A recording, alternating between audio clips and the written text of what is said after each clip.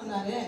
இது என்ன ப்ராப்ளம், இது ஒன்றும் புரியலன்னு சொல்லிட்டு ரொம்ப அழுதுட்டோம். எல்லாரும் ஒருத்தர் மூஞ்சி ஒருத்தர் பார்க்கணும், அழுதுட்டோம். என்ன பண்ணுறதுன்னே தெரியலன்னு சொல்லிட்டு இருக்கிற டைம் ஆகவும் இன்னும் பயமாக இருக்குது.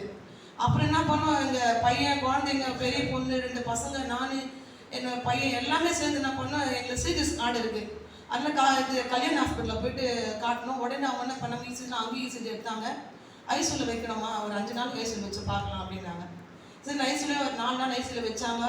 அப்புறம் திருப்பி 2 நாள் சாதா வார்டுக்கு மாற்றினாங்க. எங்கள் அம்மா இங்கே வந்து நீங்கள் ஆன்ஜியோ பண்ணி தான் ஆகணும், ஆனால் அந்த ஃபெசிலிட்டி இங்கே கிடையாது. ஆன்ஜியோ பண்ணிங்கன்னா நீங்கள் எந்த ஹாஸ்பிட்டலில் போயிட்டு நீங்கள் வந்து உங்களுக்கு ஆதரேஷன் ஹாஸ்பிட்டலில் போய் பாருங்கள், இல்லைன்னா ஸ்டான்லியில் போய் பண்ணி பாருங்கள் அப்படின்னு சொல்லி அங்கேருந்து டிஸ்சார்ஜ் பண்ணாங்க.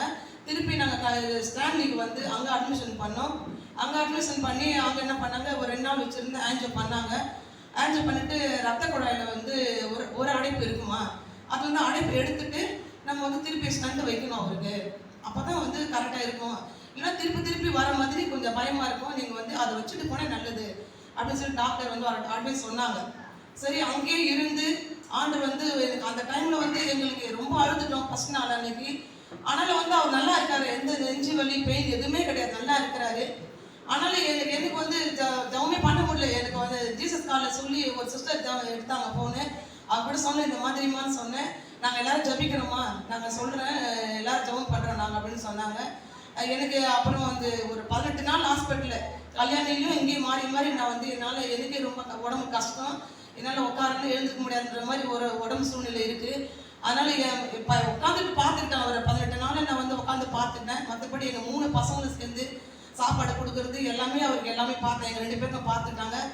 எனக்கு ஒரு நம்பிக்கை, ஆனால் ஜபம் பண்ண முடியல, ரொம்ப சோர்ந்து போயிட்டேன். ஆனாலும் எனக்கு ஒரு நம்பிக்கை இருந்தது, அவருக்கு வந்து ஜீவனுக்கு ஒரு சேதமும் வராது.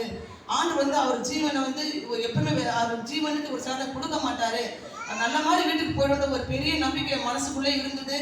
ஆனாலும் கடவுள் வந்து பெரிய அற்புதமாக அவருடைய ஜீவனை காப்பாற்றி இந்த நாளிலே அவரை உயிரோடு வைத்திருக்கிறார். ஒரு சேதம் வராதபடிக்கு ஆண்டவர் வந்து அவரை பாதுகாத்து இந்த நாளிலே ஜீவனோடு வைத்திருக்கிற பெரிய கிருபைகளுக்காக பெரிய நன்றி சொல்லி கர்த்தருடைய நாமத்துக்கு நான் நன்றி.